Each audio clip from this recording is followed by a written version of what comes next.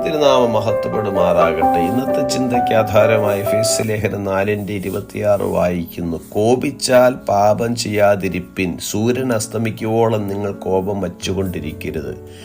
ക്രിസ്തുയേശുവിൽ ഏവർക്കും സ്നേഹവന്ദനം. കോപം എന്നത് ഒരു സ്വാഭാവിക മനുഷ്യവികാരമാണ്. എന്നിരുന്നാലും അത് പാപം ചെയ്യുന്നതിലേക്ക് നയിക്കുവാൻ ഇടയാകുമെന്നതിനാൽ എഫേസ്യ ലേഖനത്തിൽ മുന്നറിയിപ്പ് നൽകിയിരിക്കുന്നു.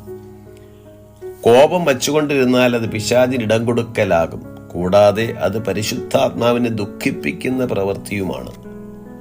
തിന്മയ്ക്കെതിരായി നമുക്ക് കോപിക്കേണ്ടി വന്നേക്കാം. എന്നാൽ രാത്രി ആകുന്നതിന് മുമ്പ് കോപത്തെ പരിഹരിക്കണമെന്ന് വചനം ഊന്നിപ്പറയുന്നു. കോപിക്കുവാൻ പാടില്ല എന്നല്ല ഈ വചനം അർത്ഥമാക്കുന്നത്.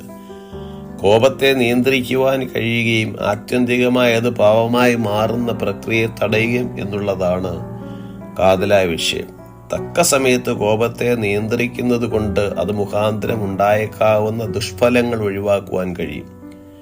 കോപം പ്രതികൂല ഫലങ്ങൾ ഉണ്ടാകുന്നു എന്നുള്ളതിന് ഉദാഹരണമായി ദൈവഭക്തനായ മോശ ഇസ്രായേൽ മക്കൾക്ക് വെള്ളം ലഭിക്കാതെ വരുന്ന അവസരത്തിൽ അതേക്കുറിച്ച് ജനം പരാതിപ്പെട്ടപ്പോൾ കോപിച്ച് പാറയോട് കൽപ്പിക്കുന്നതിന് പകരം പാറയിൽ അടിക്കുവാനിടയായി.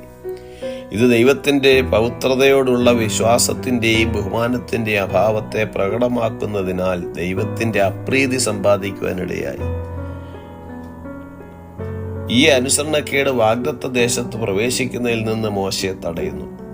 മൂഢൻ തന്റെ കോപത്തെ മുഴുവനും വെളിപ്പെടുത്തുന്നു, ജ്ഞാനിയോ അതിനെ അടക്കി ശമിപ്പിക്കുന്നു എന്ന് സദൃശവാക്യങ്ങൾ 29 നാം വായിക്കുന്നു.